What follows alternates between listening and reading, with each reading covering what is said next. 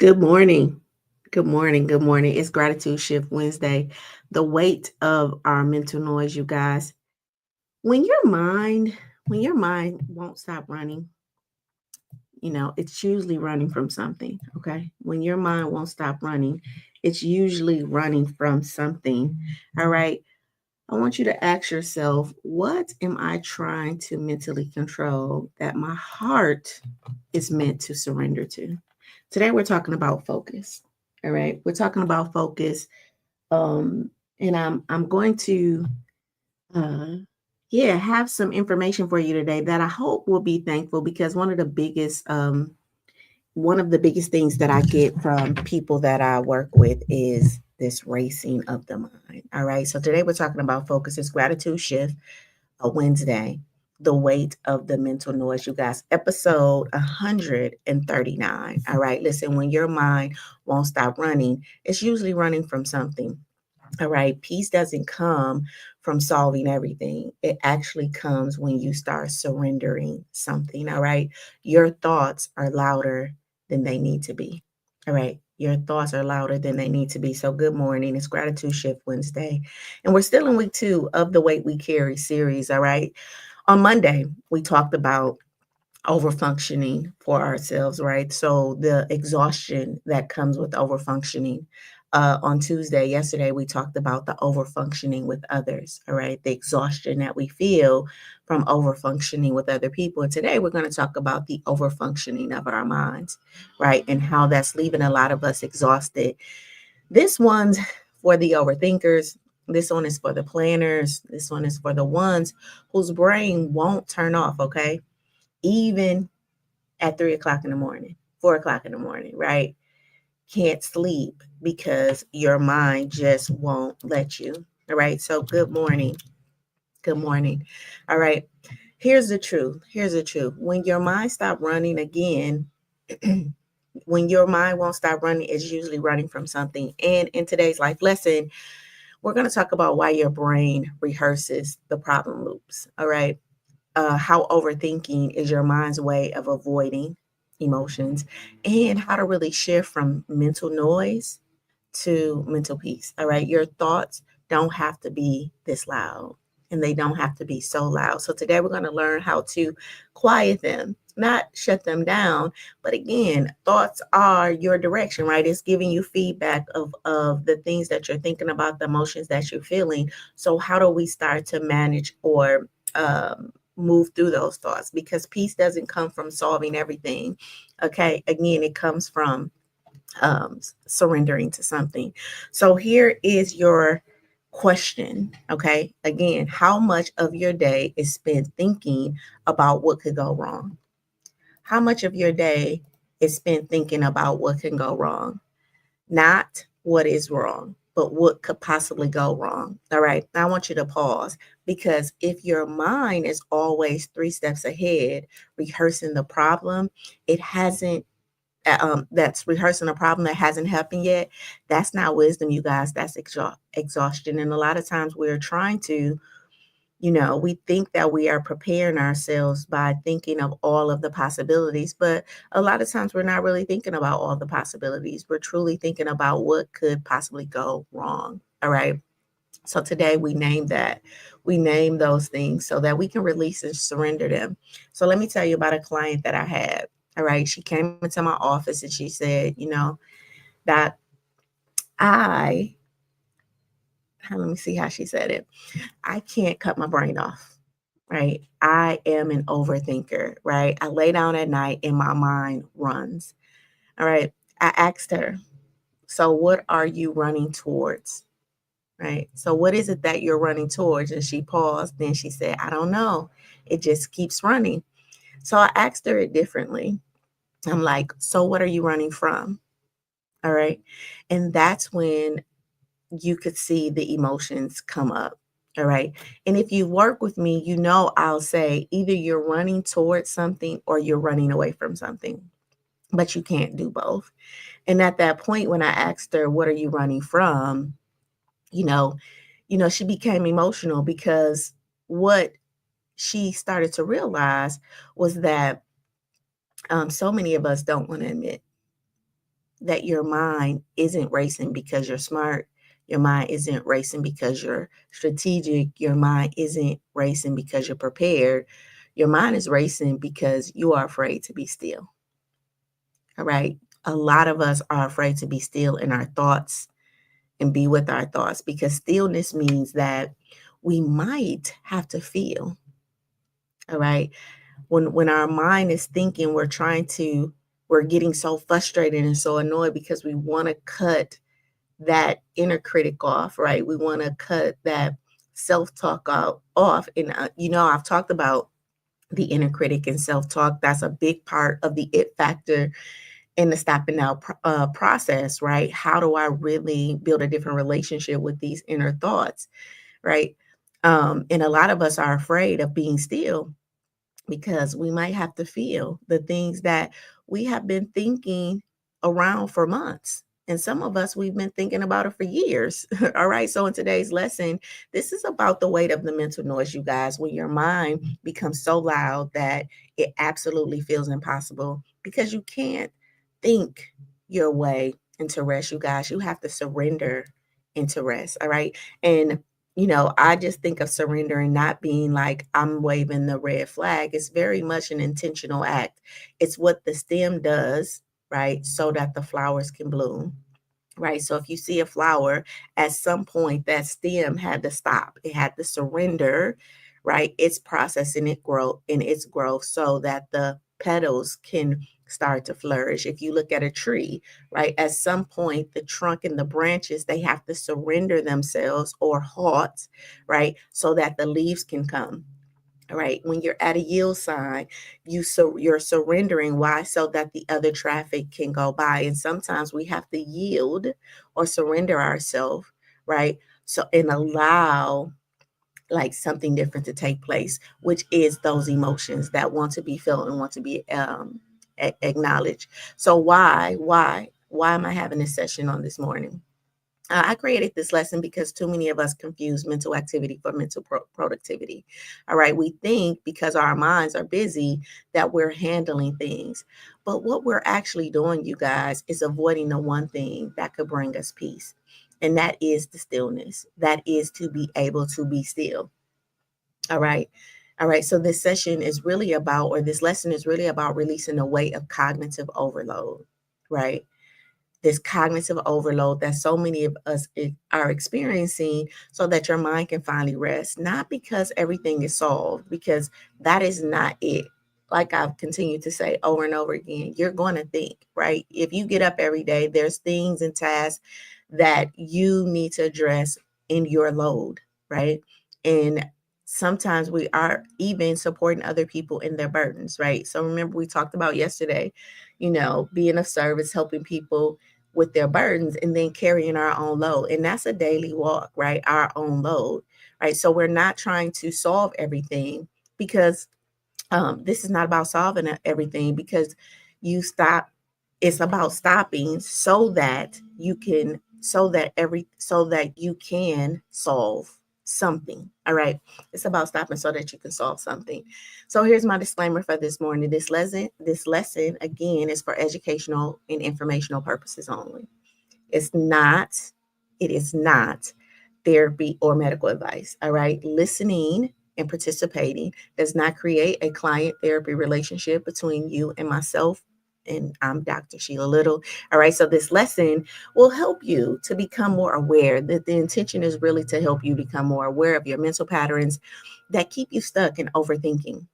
But awareness is just the first step. All right. Transformation happens when you actually start to take the action. All right. By practicing stillness, by learning how to challenge these thoughts, and really learning how to build trust with your nervous system. All right. And resetting it.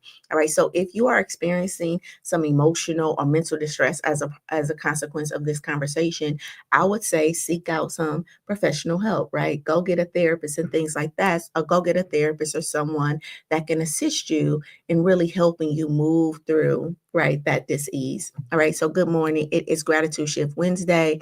So we're going to take our deep breath, no pressure, just your presence on this morning. All right, so we've done everything we set out to do with ourselves when we woke up this morning, and now we're coming together as a community. All right. I want to welcome you back to Project Life or to Life Lessons. Life Lessons is a part of Project Life.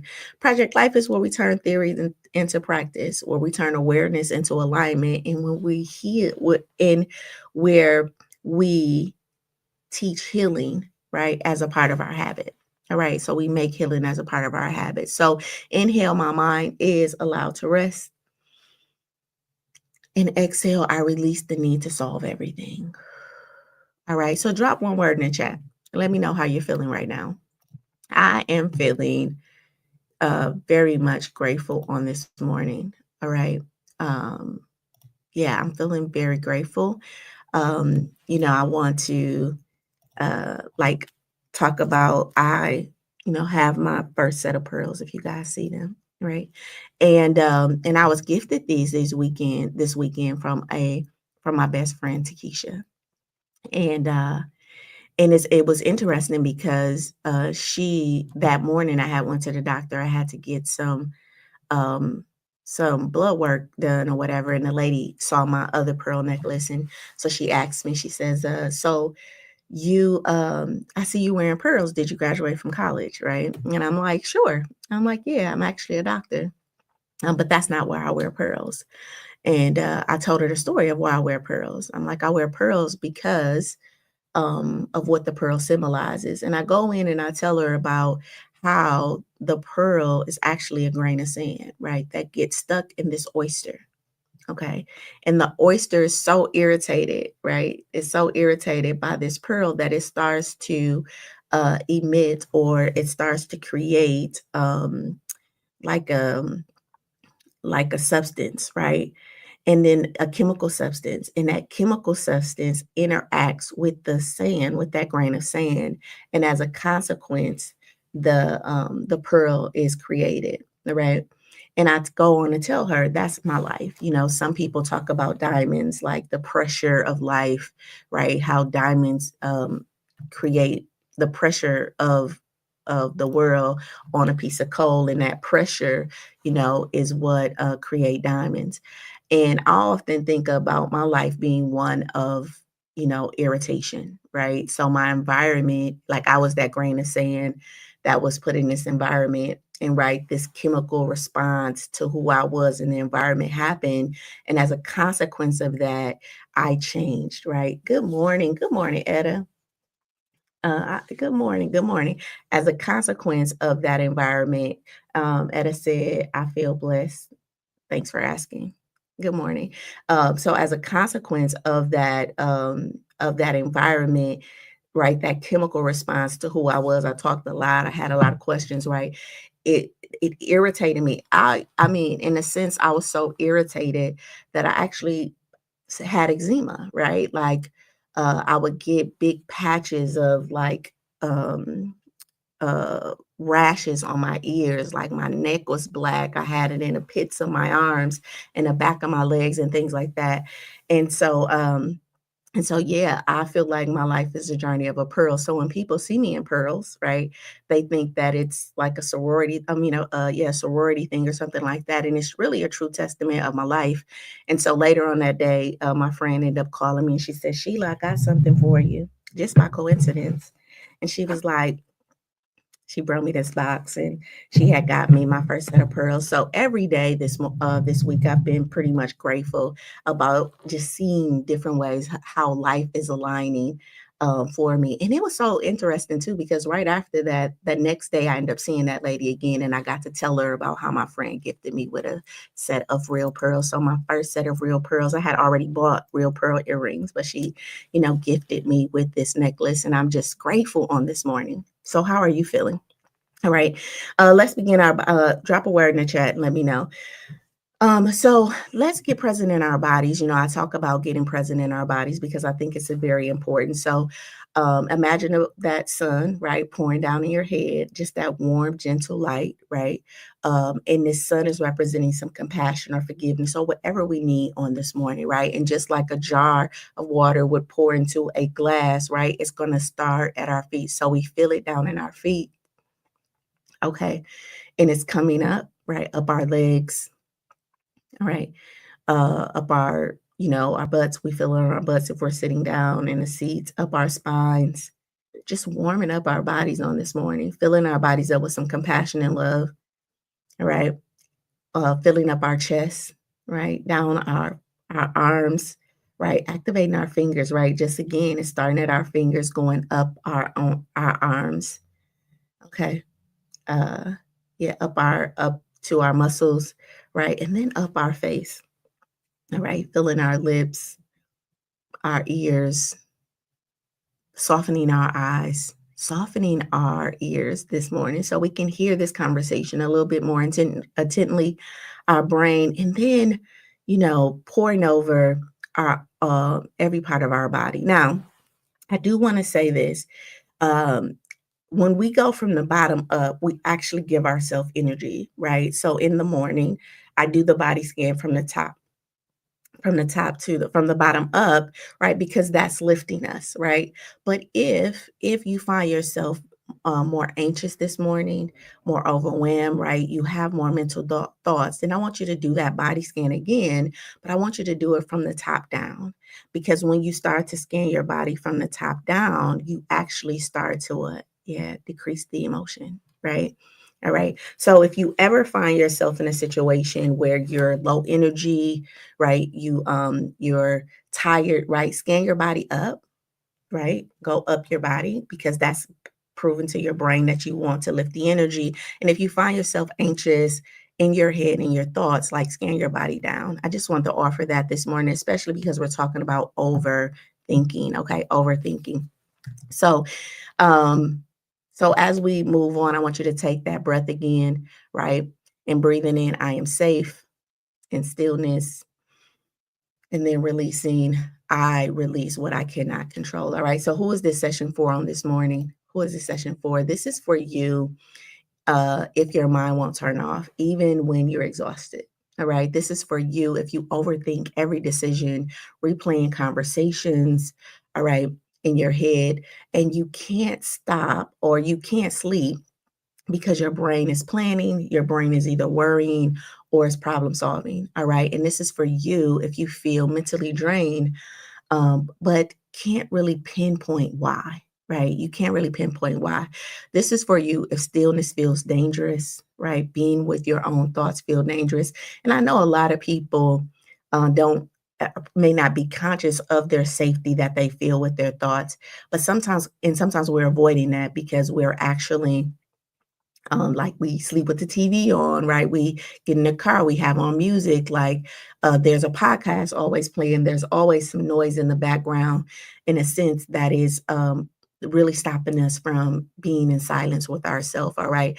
So that could be a sign that you may feel that stillness is unsafe, all right? And silence may feel like it's exposing a part of you that you're still hiding. All right. So here's our powerful quote for today: when your mind won't stop running again, it's usually running from something. So today we're talking about the mental noise, the weight of our mental noise. When your mind becomes the prison instead of a partner. All right. When your mind becomes a prison instead of a partner, you've learned to believe that thinking harder will solve your problems. And so we think, right? But here is what nobody told you, or probably nobody offered. Overthinking is not problem solving, it's actually avoidance. All right. There's a scripture in the Bible that talks about pray and ask once, right? That we shouldn't pray the same, and ask for the same thing over and over and over again. In a sense, like God is like, I heard you. All right. Now go into receptive mode. And a lot of times we don't know how to be in receptive mode. We don't trust that when I put this request out, that it's going to come back. And so we go into overthinking or controlling. So we put the prayer out there and now we're trying to find solutions to try to, see how we can make that thing happen, whatever it is, right? With a person, with a place, with a job, right? What do I need to do versus going into receptive mode, switching your focus, right? And in some way being present enough or still enough to really hear the direction and guidance. All right. So again, overthinking is not problem solving, it's avoiding. It's actually your brain's way of staying busy so you don't have to hear, right? Hear so you don't have to hear, so you don't have to feel what you fear, so you don't have to feel a lot of times the grief, and then you don't have to feel the uncertainty, all right, underneath it all. And I just want to offer you this, that life is about uncertainty. That's why we use faith as our bridge, all right, because we don't know. Right? We just don't know. Like we can pray about it, we can vision board about it, but we still don't know how that thing is going to come, because just like every blade of sand, I mean, every grain of sand is different, every leaf is different, every blade of grass, and even us, how we have our own uniqueness. Life tends to show up in this very unique way. All right. And so we don't know how that prayer is going to be answered. We just know that it will. And in that gap is the uncertainty. All right. But a lot of times we don't want to deal with that level of uncertainty. We don't feel comfortable with it. And as a consequence, right, we overthink. And the cost of that overthinking is your peace. It's your sleep and it's your ability to really stay present in the relationships that matter, in the relationships that's cultivating, right? To stay present with yourself and to really be the productive individual that you seek to be, and do the things that you do, because the weight of the mental noise is so heavy. All right. So I had a client once, all right. She was sharp, very strategic, right? Always 3 steps ahead, all right? But she came to therapy, you guys, because she was exhausted. Not physically exhausted, but mentally exhausted. Like, drop a heart in the chat if you know that feeling, right? Just mentally exhausted. So I asked her, what are you afraid will happen if you stop thinking, right? What are you afraid will happen if you just sit still, right? And she kind of whispered, right? I'm afraid something bad will happen if I'm not prepared. I'm afraid that something bad will happen if I'm not prepared. And there it was. Her overthinking wasn't intelligence.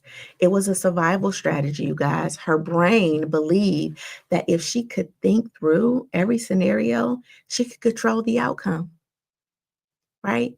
If she could just plan for that next disaster, if she could just plan for that next heartbreak, that in some way she could avoid feeling it, all right? Again, her brain believed that if she could think her way through it and plan her way through every scenario, she could control the outcome. But what she was actually doing was exhausting herself, trying to prevent pain that hadn't even happened yet. Right? I tell you that life is about expectation, and we really have to see what we're thinking about. And a lot of us are thinking about a pain that hasn't even happened yet. And in a sense, you're expecting it because you're preparing for it. You're preparing for the no's in life, the NO's in life. You're preparing for the rejection in life. And here's the truth: no amount of mental rehearsal can control life, right? But it can steal your peace, right? It can keep you up all night. It can have you mentally exhausted, anxious, and in a state of apathy because you're just overwhelmed. All right. All right. I'll be honest with you. Right? I talked about that client, um, but I too am a planner, right? I was the planner, right? The analyzer, the overthinker, the one who had the backup plan for the black backup plan. So I had, my A, and if A didn't work, then B, and then if B didn't work, C, right? Right. And I thought it made me more responsible. I thought it made me more strategic. I thought it made me more smart, or at least appear to be. But it was actually what made me the most exhausted. I would talk about, being a hairdresser, you know, there was a piece in that creativity. I was very present with every client's hair down to the last piece of, feather. If I was doing a feather ponytail or a barrel curl or or pump wave. Like I was so present and it was so calming because I was right there with it. But anything outside of that space, right? I'm overthinking and managing. How am I gonna make that happen? How can I avoid this? How can I avoid that? All right. And it was actually exhausting me. And then when I transitioned and became, a therapist, again, in the session, I'm in sync. I'm present. I'm listening. But outside of that, it's like I'm thinking for the thinking, right? I'm trying to avoid emotion so much so like I said, by the time I was 30 years old, I was diagnosed with daily chronic headaches. I had truly just stopped caring, right? It was like I was waking up on autopilot, you know, and I was probably getting about 3 hours of sleep, 2 to 3 hours of sleep, and I had masked it all as being what a hustler, right? I got 3 jobs. I'm a therapist. I do hair, right? I'm sitting on boards. I'm running everywhere. And I realized that the very thing I was running from was the very thing I had to run into, right? I was running from poverty, right? I didn't want to be poor, didn't want to be on food stamps, right? My mama had experienced that. I didn't want to be in a loveless relationship. I didn't want so many things. And so my mind was trying to create solutions for how to not do that, right? I didn't want to be poor, right? I didn't want people to think I was a failure. So many things I didn't want. And so my mind was trying to create solutions and how not to do that thing. And it had me working sometimes 18 hours a day. All right. Just doing that, rehearsing over and over and over again. And like I said, I got diagnosed with the daily chronic headaches. Now, if you've never had a migraine, right, it is the worst experience ever, right? You can't cut a light on, like noise is just, it feels like your head is actually cracking open. So they gave me medication. And at this point, I wasn't a medication taker. So I had this medicine. And as soon as I took it, like I went to sleep. So at this time, I'm working at Delta, and I have these chronic headaches, but now I'm taking FMLA because I literally can't get out the bed. Right, I can't lift my head up. It's so heavy. It's so weighted by the thoughts, by the mental chatter. So the medication comes, I fall asleep. It's not really a rest, right? It's just like I'm asleep and then I wake up, right? And I'm trying to catch up in life. But everything that I wanted, that I was running from, was everything that I truly, truly just ran into one by one, right? And then I started to steal from Peter to pay Paul and miss appointments and do this and shuffle time that I didn't even have, right? And so then I started to see it happen, the dwindling of my relationships, the dwindling of my accounts, right? Everything that I didn't want to happen, right? So again, it was so I thought that these thoughts was coming because I was responsible, strategic, and smart, but they were actually um, it actually exhausted me. All right, because I was trying to think my way into safety, you guys, and safety doesn't live in your thoughts. What I've learned over this last 46 years is safety lives in our nervous system. I didn't learn it as a therapist. I didn't learn that at Delta. I didn't learn that, until I became the doctor and I went and started to look at procrastination and emotional intelligence, and I'm researching, and I find out how powerful this nervous system is. All right. So I learned that safety didn't even live in my thoughts and in my planning. It lived in me creating a different relationship with my nervous system. So I remember seasons where I couldn't even sleep because my mind was just running so much, not because of any not and sometimes it wasn't even because something was wrong, it was because my brain was looking for the shoe to drop, right? It was looking for something to happen wrong so that I can plan for it. So it wasn't until I learned the difference between strategic thinking, right, and anxious rumination, all right, that I realized that my mind really wasn't helping me. It was protecting me from feeling. My mind was ruminating over and over and over again. And once I started to let my self feel, right, instead of think my way through it, my mind finally got quiet. quiet enough for me to hear myself, right? And that was the transformation for me. And that is a part of the stop and now process. And that is what I teach other people. Good morning, big little brother. How are you doing this morning? All right. Again, our mind is ruminating, keeping us in our thoughts so we don't have to feel. And we have to teach our nervous system that it's safe to feel. All right. Especially at this grown age of an adult. Now, I know when we were little, we got whooped for feeling, right? I mean, you were literally getting whooped. I mean, you were literally getting whooped for crying and you got whooped. Like, so you're getting a whooping. And at the same time, your parent is telling you not to cry, right? Which is teaching you that it's not safe to even express your pain while you're being put under pain, right? Right. So it's so many little nuances that happens when we're younger that teaches us that these emotions are not safe. And so when we become adults, we have to retrain our nervous system that it is safe to feel. All right. And then when we can get stepped down in our bodies, it's safe to feel our bodies, it's safe to feel our emotions, right? Then we'll remove all of that pressure from our heads and then we'll release it, right? Those neuropeptides that's stuck in our body. So here's our mirror moment. I want you to pause and ask yourself, what am I trying to mentally control that my heart, right? That my heart is meant to surrender? What am I trying to mentally control that my heart is trying to surrender? All right. I want you to take a breath and let that question sit in your body. All right. Notice where you feel it at. All right. Do you feel that in your head? You know, is it coming up in your heart? All right, in your chest or in your stomach. All right. And more importantly, I want you to ask yourself, what are you avoiding by staying in your head? You know, and I know I want to kind of pause here because I do want you to know the difference between staying in your head and staying in your feelings.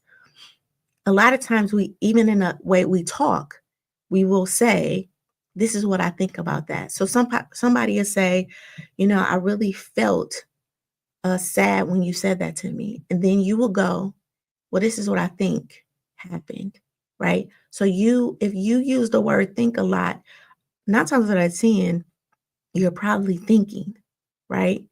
And then and when I hear that happens with my clients, I'm typically gonna say, "So tell me what you feel about that." Like, you're telling me your thoughts, but I want to know your feelings. And if I have a client that's too much in their feelings, because it's a secular process, right? So your thoughts create your feelings create thoughts, right? Behaviors create thoughts, and then it can work where your emotions create the thoughts, right? So thoughts can create feelings, and emotions can create thoughts, right? So if I hear a person saying, I just felt like what they did, I just felt like, okay, so let's think about that, right? So now I'm going to move them to the opposite side and really say, okay, let's think about what you're saying. All right. So sometimes we're either stuck in the emotional cycle that's creating the mental thoughts, or we're stuck in the mental thoughts and we won't feel our way through it. Both of them is bypassing the feeling. All right. So here's 5 things your mind wants you to know. Your mind is saying, I'm not broken. I'm just overworked. All right. Listen, your brain isn't malfunctioning, you guys. It's doing exactly what you trained it to do, to stay alert, to anticipate danger, and to keep you safe. The thing about it is that it's exhausted. All right. Because that's all you have it doing, right? You're looking for the red flags. You're looking for all of the things, right? To, in a sense, keep you safe. And again, like I said earlier, your thoughts don't keep you safe. Your nervous system does. All right. Number 2, your mind wants you to know that thinking isn't the same as healing. All right. I talk about one of my avatars, which is the people that I work with, is the growth seeker, right? And this growth seeker is thinking their way through their healing process. What do I need to do? Right? What do I need to do to heal? All right. And they're journaling and they're going to therapy. And even in therapy, they're asking, so what do I do about that? Right? They're still in a doers action thinking mode, right? So thinking isn't the same as healing. Listen, you can't analyze your way out of an emotion. All right. You just can't do it. At some point, you're going to have to feel them, not think about them. All right. And I remember talking to a lady and she said, Yeah, I don't know if I wanna go there because it's a whole lot. I done packed up, and so many people feel that way, and it's like, yeah, but it is a lot worser in your mind. It's a lot worse in your mind than it actually is, all right? So we can unpack your emotions. Now, I would say unpack it in a safe way, right, with the therapist, but know that there's a thawing that needs to happen in your life. Okay. Number three, your mind is saying, I'm searching for problems because stillness still feels unsafe. Because stillness feels unsafe. Listen, if your childhood was chronic or unpredictable, you know, right? Your brain learned that peace equals danger. All right. So a part of it is just by habit, right? If you grew up in a very chaotic situation, you didn't really know what you were going to eat, you didn't know where you were going to stay, right? Then your brain doesn't even have a relationship with peace. All right. And so peace can equal danger in your mind. Now here's a nuanced thing in your mind. Your mind treats danger like danger. Like it is this very bad thing, and it's not. It's for you to sort, from 1 to 10, how uncomfortable is this thing? Because your mind is going to give it to you at 10 every time. All right. So again, if your childhood was chronic and unpredictable, your brain learned that peace equals danger. So it keeps scanning for threats, even when none actually exist. And we see this in relationships, right? You meet somebody, new relationships, and you're wondering, like, when they're going to hurt me, when I'm going to find the lie. Like your brain is literally scanning for the red flag. Okay, what's wrong with this person? All right. And it's so interesting how the mind is doing that for us. All right. So again, your brain is saying, I'm searching for the problem because stillness feels unsafe. I remember growing up again, just in a very unsafe environment, domestic violence and things like that. So growing up, it would be natural that I would, scan or grew up in communities where, there was gun violence or shooting and things like that. So it would be natural that, your mind would do this. It was scanned for what's unsafe. But again, at the grown age of an adult, it's your responsibility to build a different relationship with your nervous system. Thank you, Miss Hollis. Miss Hollis said, so good morning. She said, that's deep. I'm not hurting. I'm overworked. Right? Right. Exhausted. Okay. Number four, your brain is saying, I need you to trust me enough to rest. Like I said, this phenomenal body, 750 billion cells working on your for your good. All right. And we have to learn how to trust it to do what it's going to do. All right. When we eat our food, we swallow it. Okay. Where we understand the part we play. All right. I gotta put the cup up to my mouth and drink the water. I gotta chew this meal, right? But then I swallow it. I let it go. And then I let my digestive system do what it's going to do. Right. And so a part of this digesting our emotions is the same way. I acknowledge them, I see them, and then I let my body do what it's going to do. All right. And the same with your mind. It's saying, I need you to trust me enough to rest. Your mind can only quiet down when your nervous system feels safe, you guys. And safety doesn't come from figuring things out, it comes from actually letting go. Right. And if you ever notice this, right, it is those times of surrender. Have you ever been in a car and you're like, talking to God and you're just like, okay, God, I quit. I'm done. I'm over it, right? And then all of a sudden, like the answer comes, the solution is solved.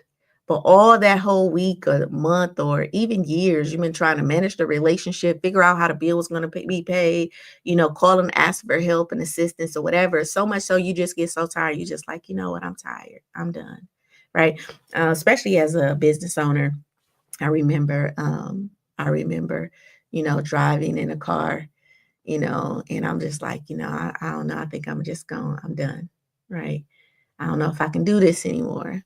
Like I'm trying to build these programs and, help people. And, I think I'm just going to start looking for a job, a job, you know, and I'll just go back to therapy. And, as soon as that came, as soon as I surrendered, right, it was like an opportunity came the next day, right? And so what I've learned how to do is to create the plan and let it go. I had a mentor that told me once, again, this is under your brain is telling your mind is saying, I need you to trust me enough to rest. I remember a mentor telling me just how important trust was, right? And really letting go. And how he said it was, write the plan, write the vision, and then let go to take away the way you think it should happen. And so I'll write it, and I'll write how I think it should happen. And then I'll get to the end. This is what I want to experience. And then I take that away. So I may say, I'm a get here A, B, C, D, because that's how my mind is working. But then I also give room for God. So I open up a space for God to do his work. And most of my life, in surrendering, the blessings I've experienced or been able to get to experience, it didn't even happen the way I thought it was. Never, very seldom happened the way I thought it would. All right, number 5, peace isn't a reward, you guys. Is solving. Peace isn't a reward for solving everything. Peace is a practice. All right, so you don't earn peace by finishing your to-do list. All right, you practice it by choosing stillness, even when your mind resists. All right. Again, you always gonna have something to do. And if we try to equate our peace, we try to equate our value, right, to getting it done, then we're never going to experience peace. Peace is a choice that we're choosing to be still in these moments, right? Even when I didn't finish the to-do list, I'm going to what? I'm going to find peace. I'm going to be still. Even when I didn't do everything I set out to do today, I'm going to like really find a time today to be at peace, right? And be still and breathe in and sit in a moment and be grateful for that in which I was able to do. All right. All right. So here's the insight that I want to share with you on that. You're wrestling with this mental fatigue. And this wrestle is an overactive this mental fatigue is the overactivity or an overactive brain really trying to control everything that it can't. All right. Your brain is trying to control everything that it can't. Why? Because cognitive overload keeps you stuck in your head. It keeps you disconnected from your body, from your intuition, and from your peace. The value in knowing that is that um, there's some value in that, because then when you know that, you're able to release the need to solve everything, and your mind can finally be at peace or be at rest. All right. This practice was done with a lot of my clients, and this particular client said, when I stopped trying to think my way through everything, I finally started sleeping again. You know, I just worked with an individual, and she was just overthinking, reeling on how to, resolve some stuff in her life. And so in one conversation, we were able to unpack, reset, right? Now, guess what? The problem wasn't solved. This one conversation, we talked about it, right? We got some clarity, we got some alignment, right? We got clear on what she wanted. And she came back and she said, "You know what, Sheila, that night I slept so good. It was like something just lifted off of me." And I hear that a lot from the clients that I work with. And that's why I named this series The Way We Carry, because I do feel like we're carrying this emotional weight. And sometimes we don't even realize it until it lifts from us. All right. Research supports this or studies show that chronic overthinking keeps your brain again in beta wave activity. So beta wave is alert, anxious, and active, preventing you from entering what's called alpha and theta waves, which is calm, creative, and restorative. Why is that important to know? It's important to know because when you're in theta and alpha, that is where the reprogramming happens. That is where you get insights, you get creativity, right? That is where we actually start to reprogram the mind. So all of the prayers, all of the insight that you have, if you're in beta mode, it's never really downloading and really transforming the mind the way it should, right?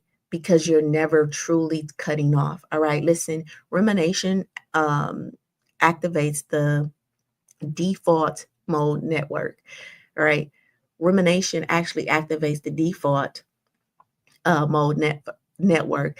That is the part of the brain associated with worry, you guys, and self referential thinking. All right. Keeping you stuck, basically, it's just keeping you stuck in a mental loop. So, that is the part of the brain, that default mode network. That's the part of the brain that keeps you stuck in the mental loops, rehearsing the same thing over and over and over again. And it's so beautiful. Okay. I want to say it's so beautiful the way the mind works, because what you rehearse, right, you're actually communicating, and that's what you get back. And so many of us are rehearsing the thing we don't want. We're thinking about, we're stuck in a mental loop of the things that we don't want. And so we need to learn how to rehearse the things that we do want. We have to learn how to rehearse and think about the things that we want, right? And even thinking about the things that we want and rehearsing them and knowing the beauty of the mind, that in itself brings about a level of peace, right? Because I know that what I focus on, where my intention goes, my energy flows. So if I'm thinking about the things I want, and I've done, I've extended the faith, and I've felt the emotion, all of them, right? Because even a great life comes with some angst, right? Even it comes with a level of excitement, right? It comes with some grief, because now I got to leave the people behind that didn't align with the new person that I am. So even creating a new life, right? You're going to experience grief from the old, even though the old was not as productive. It was painful, but it's still the grief of those relationships, of that individual. So even when you step into this newness, right, you still going to experience the spectrum of emotion, but there's a peace that comes with that, right? Because you understand the beauty of this mechanism, uh, that it will happen and I will experience that. And that in itself is a beautiful thing. All right. Listen, your mind, you want a mind that rests, not a mind that races. Don't you? Don't you want a mind that rests and not race? All right. A mind that trusts, not a mind that consistently prepares for disaster. That's overthinking, you guys. Okay. So a mind that trusts and not a mind that prepares for disaster, that's not overthinking. That's peace. All right. So let's move into our framework. If that made sense, put a heart in the chat for me.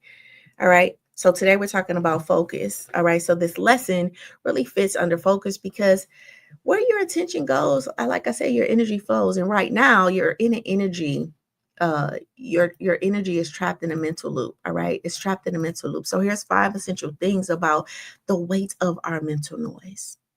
Overthinking is not intelligence, it's avoiding. All right. So you're not solving problems, you're avoiding the feelings underneath them.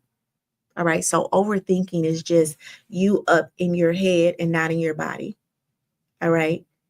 And you're avoiding something. Again, you're either running towards something or you're running away from something, but you can't do both. And if you're not clear of what you want, 9 times out of 10, you're running away from something. All right. And like the tagline said, when your mind won't stop running, it's usually running from something. All right. Number 2, your mind rehearses pain to prevent, your mind rehearses pain to prevent pain. But as a consequence, it creates more pain. Again, that's the beauty of the mind. That's the beauty of this mechanism. If you feed it that, it's going to give it back to you. All right. So every time you replay the worst case scenarios, your body releases the same stress hormones as if it's actually happening. This is so important to know that as you think, so are you. So whatever you're thinking about, when you're thinking about conflict, when you're thinking about arguing, when you're thinking about sadness, it's as if you're taking your body through that experience without even going through that experience. Now, are we going to 100% not do that? No, because the mind is going to work that way. But we do want to reduce how often we do that.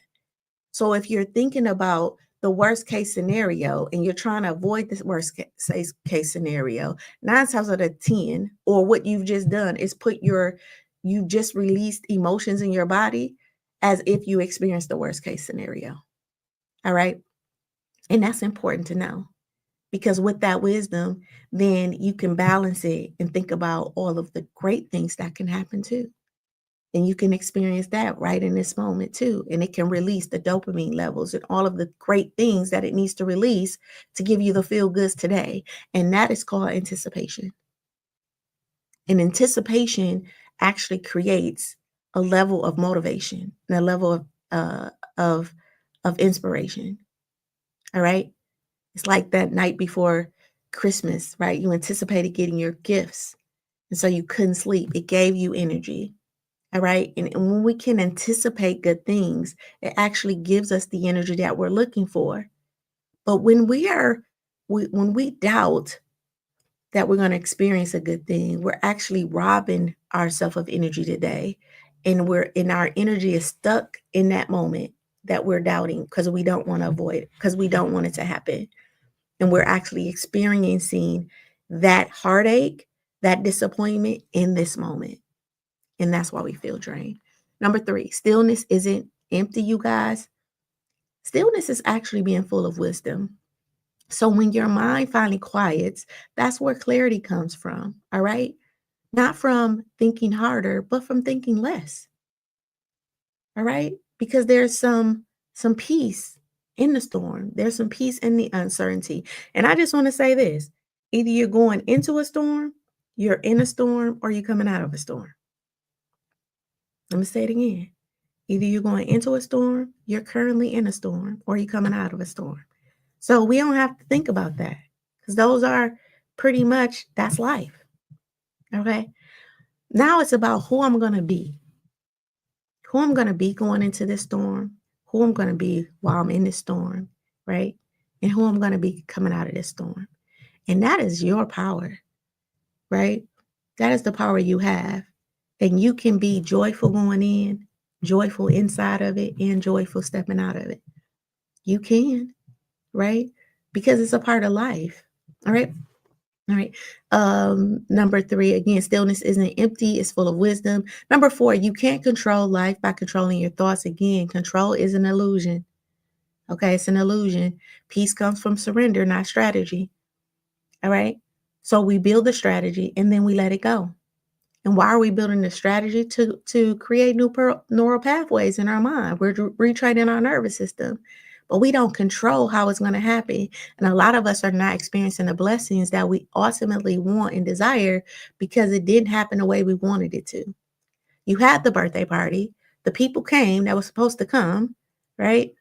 But you couldn't step fully into the birthday party. Why? Because the one person didn't come, or 2 people didn't come. And it's like, I can't believe they didn't even show up for my birthday. But what about the 20 people that did? Right? And what about the good food that you did eat, right? Not the one food that didn't show up, right? So we plan events, and because it didn't go picture perfect, and we don't even celebrate, right? And it happens in so many ways in our life where we want it to look exactly how we want it to look. And because it doesn't, we don't sit in it. Okay. All right. And just know that your thoughts don't control. I mean, that you can't control life with your thoughts. We control it by surrendering and allowing it to blossom. Life is not cookie cutter. No 2 things are the same. No 2 experiences are the same. No 2 people are the same. And I know you say, everybody do this and this always happened to me. Lies. Lies. It's not always happening to you, and everybody is not doing that. But your mind will brush it, and your thoughts will do that because it's trying to control the outcome and trying to justify your disconnect, right? But every situation you've experienced is unique. I come here every morning between 8:30 and 8:45, but every morning is unique. Same life lesson. Today is unique because it's Wednesday the 15th. That makes it unique itself. I would never experience another Wednesday, the October 15th, again, not at this time, right? The next Wednesday experience is going to be very different than this one. Okay. So we need to find the uniqueness and understand the uniqueness of life, right? And surrender to that uniqueness. And then last but not least, gratitude interrupts rumination. What is rumination? When your mind just reels about a thing over you're ruminating, right? And you just think about that thing over and over. What could go wrong? How they said it? What happened? Is that? And it's just in a loop, right? You can obsess and appreciate at the same time, you guys. Gratitude pulls your mind out of fear and into the present moment. All right. All right. So again, I hope that those 5 things helped you. All right. If they did, put a one in the chat for me as we go into our biblical wisdom. Today's biblical wisdom is Philippians 4:6 and 7. All right. Don't be anxious about anything, but in every situation, by prayer and petition, with thanksgiving, present your request to God. And the peace of God, which transcends all understanding, will guide your hearts and your minds into Christ Jesus. Listen, this isn't just about prayer in a traditional sense. This is about release. Don't be anxious. That is saying stop trying to control outcomes through mental rehearsing. Again, anxiousness is doubt of a anxiousness is us experiencing, we're thinking that we're experiencing something in the future that we don't really want to experience. All right. So I have anxiety today because I feel like something is going to happen in my future that I don't want to experience. All right. Which, on the other hand, is saying I have doubt because faith works in 2 ways. It works in belief and it works in doubt. So I'm establishing faith. But the way I'm establishing is that I doubt that the thing that I really want to happen will happen. Right. And so I am anxious today because I am fearful that I'm going to experience something in the future that I don't want to experience. That is what anxiety comes from. And this verse has reminded us, don't be anxious, right? Stop trying to control something you can. You don't have control over the future. All right. All right. So stop trying to control outcomes through mental rehearsal. Now, and then the second part of that says, present your request. Speak what you need. What is it that you want? What is it that you want to happen? And then let it go. All right. And then it says, with thanksgiving, gratitude shifts your focus from fear to presence. So don't be anxious. So don't doubt, right? Don't in a sense anchor in doubt for a future experience because you don't believe it's going to happen, right? One, right? Have faith and believe, right? That what you want will happen. So present your request and then have some gratitude that it will happen, some gratefulness, some emotion, right? Because when we have doubt, we're actually disconnecting our emotion. We're avoiding, we're in our heads. But when we can extend our faith that that thing will happen, we can have a sense of anticipation, a sense of a smile that comes on our face, like, oh, I'm just so happy when that thing happens. God, I don't know how it's going to happen, but I know you're going to make it happen, right? And just give me the downloads that I need to hear so that I can, in a sense, assist or be present enough, all right? So again, the God in you, your body's wisdom, your spirituals, your spirit intuition knows that peace doesn't come from figuring everything out, you guys. It comes from trusting that you don't have to. You don't have to figure it out. All right? You don't have to figure it out. So Ms. Hollis said, release with a thankful mind and talk to God. Yes. And a lot of us don't know how to release. I'm actually coming out with a gratitude challenge. I have an interview that I'm doing, and I'm coming out with a gratitude challenge. It's called I'm Full. So I'll keep you guys posted on that. But a part of it is letting go, and a lot of us don't know how to release or let this thing go. All right. Neuroscience actually supports this verse. Listen, when you practice gratitude and you release through prayer, through journal, through breath work, right? So again, I say in, I'm pulling in what I want and I'm releasing control, right? So I'm breathing out control. And even how we breathe. So a lot of times I'm saying, hey, breathe in 4 consciously, breathe out 8, right? Breathe in 4, breathe out 8. What is that teaching the mind? To let go of more than what I'm taking in, right? And then that calms the nervous system. That actually works with anger too. Excuse me. All right. So again, when you practice gratitude and release through prayer, journaling, and breath work, you activate the parasympathetic nervous system. This actually shifts your brain from beta, which is anxious and alert, to alpha and theta, which is calm and creative. When we're in calm and creative, that's where those downloads come. That's where insights happen, right? And um, that is where we start to retrain the brain. All right. So at that point, your heart rate can slow down, cortisol levels will drop, right? And your mind finally can what? Experience quietness. That peace that transcends understanding that verse talked about, it's literally your body entering it into a regulated state that your conscious mind can't force yourself into. You can only allow it to happen through what? Through your breath, through your alignment, and through your trust. So, in modern terms, this verse is saying stop trying to think your way into peace and surrender. Surrender your way there, right? And how do we surrender there? By letting go. You know, they say that saying, let go and let God. That's how that looks. And a lot of us don't know how to let go and let God. We let go, and then it's like we see the cord, and it's just like, wait, it's getting away. Let me grab it. Let me hold it on a little bit longer. But here's the thing: when we let go, there will be some resistance. That's what makes us human. All right. But we want to let go and like in a sense, smell the great aroma and like feel like when I let this go, I should feel safe in letting this go. I should feel great about letting this go. I should feel all of the good feelings. And it's like, no, you may feel grief first when you let it go. You may feel a little sadness when you let it go, right? You may have a little bit of mental chatter when you let it go. But you, at the grown age of an adult, the divine being that's having a human experience, you get in the driver's seat and you say, I'm safe and I can let this go.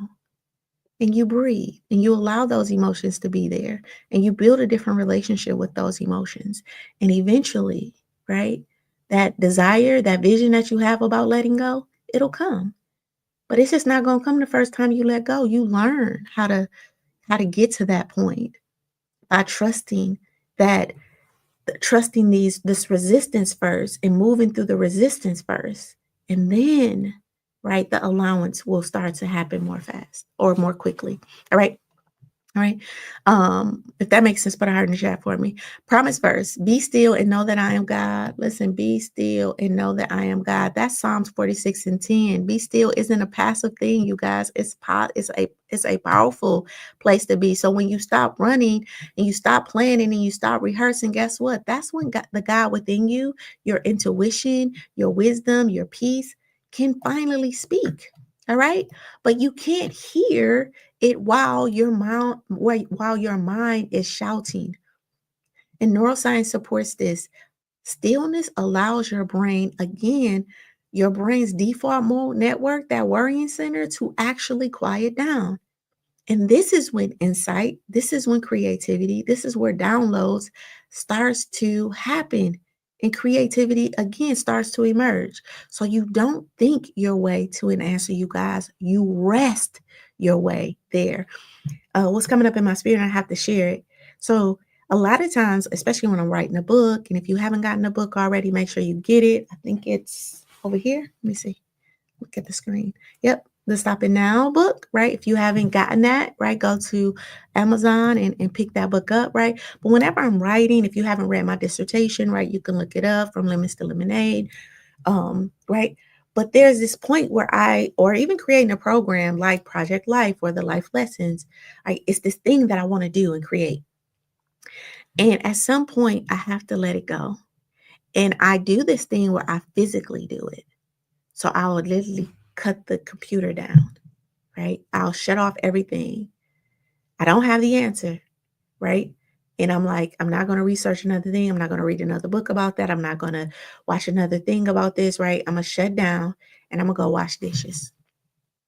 I'm going to go fold some clothes. I'm going to go on a walk, right? I'm going to shift my energy to somewhere else that I can be present in. So when I'm washing dishes, I'm feeling the water, right?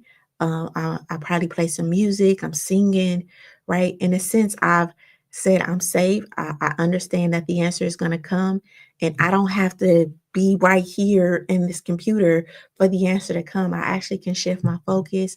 So I'm folding clothes, I'm smelling the what is that called? The fragrance of the clothes, right? But I'm very present in that. And guess what ends up happening? My mind starts to say, oh, you know what? When you said this, you can actually say that. And then right there where you did that at, this will be good, right? And then that whole question that I got stuck in, it tends to just flood in creatively, right? Or sometimes I'll take a nap, and right when I'm getting up from the nap, like the answer, I can hear the answer pop up. So I just want to offer that sometimes in our stillness, sometimes in our, I don't want to say distraction, but the moving of our focus with the trusting that the answer will come, that is teaching our nervous system that we can co-create our solutions for life together. And it doesn't have to run on overdrive so long. All right. All right. Again, you don't think your way to answers, you rest your way into them. So in modern terms, your body knows what your mind is trying to figure out. So be still and let it show. All right. And let it show you. All right. So be still enough to let it show you. All right. So now let's place your hand on your heart as we go through our biblical wisdom. We're going to place our hand on our hearts, maybe even one on our foreheads. Okay. All right. Take a slow breath. Right. Just take a slow breath. Hold it, exhale. Now we speak with intention, out loudly or in silence, right? I release the need to control through thinking, all right? I receive the truth that peace lives in surrender. I give my mind permission to rest. I give my heart permission to lead, and I am safe in stillness, and I am heard. I am held in truth. All right. Again, I release the need to control through thinking. I receive the truth that peace lives in surrender. I give my mind permission to rest. I give my heart permission to lead, and I am safe in stillness. Take 3 more breaths. Notice if a shift happens. Recognize it either in your head, in your chest, or in your shoulders. That shift, that is peace. All right. So, my anchoring question to you: how does it feel in your body to know that you don't have to figure out everything? All right. How does it feel in your body to know that you don't have to figure out everything? Let's sit in that. All right. So, here's our last part, right? Let's put this into practice. All right. So, write down the 3 thoughts that loop the most in your mind. So, I want you to write down the 3 thoughts that loop the most in your mind. Next to each one, I want you to write, this is not mine to carry. This is not mine to carry. This is not mine to carry. Then I want you to practice a 5-minute stillness today. All right. No phones, no planning, just your breathing. So that means cut the phone on off, right? And just sit with yourself. If 5 minutes is too long, 1 minute will do. All right. Your journal prompt. Your journal prompt is, what am I trying to mentally control that my heart is meant to surrender? All right. Again, we don't have to change our past. The stem is there for a reason, right? But it surrenders, it stops, right? It halts itself so that what? So that the petals can grow. So every season in our life was there for a reason. but we can surrender those seasons so that this different part of you can emerge. And I love talking about plants because at some point the stem is made of a very different material, right? It's kind of tough, right? It's woody, okay? But then the flower pellets, they're soft, right? They have a fragrance, right? They're very different than the stem, but they come from the same seed. The same way with the tree, right? The branch is hard, the trunk is big and bulky and rough, right? But then the leaves, they're green, they're different color, they're different texture, all right? All right. And then if you're talking about an apple, right? That don't look nothing like the tree that it comes from. But at each stage of that tree's growth, right? The the roots had to surrender so that the tree can come, right? That trunk had to surrender so that branches can come. The branches had to surrender so that the leaves could come. And at some point, the leaves even had to surrender so that you can get the apple. So, in this place of surrendering, this question is, what am I trying to mentally control that my heart is meant to surrender? We got to let some stuff go. We got to release some stuff, right? That phase of our life is over. That season of our life is over. And for this new season that you've been praying for to birth itself, to come forth, right? Then we have to surrender those old stages. And it's okay. It's a part of life. And you may look different, right? Just like the leaves look different. You may feel different, just like the flower pellet feels different, but that's a part of your fullness, right? You're not supposed to look the same in every journey of your life. At some point, you're supposed to soften. Okay. All right.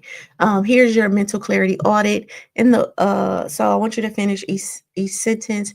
The thought I replay often is what? So the thought I replay often is blank. What am I afraid will happen if I stop thinking about it?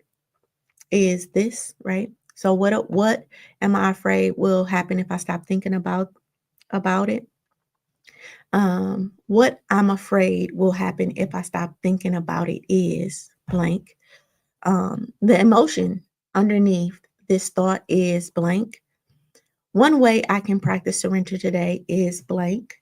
And then peace for me would feel like blank. And again, if you don't know what peace would feel like, then I would say go get help. If you don't know what you're afraid of, if you stop doing that, then that's some discovery work, right? I would say sign up for Project Life, you know, so that you can get the help that you need to discover, right? Because there is the discovery stage. And at this point, you may be needing to discover more of who you are, right? Your affirmation, my mind is allowed to rest. Peace doesn't require solving, it requires surrender. Your intention for today, I choose stillness over strategy.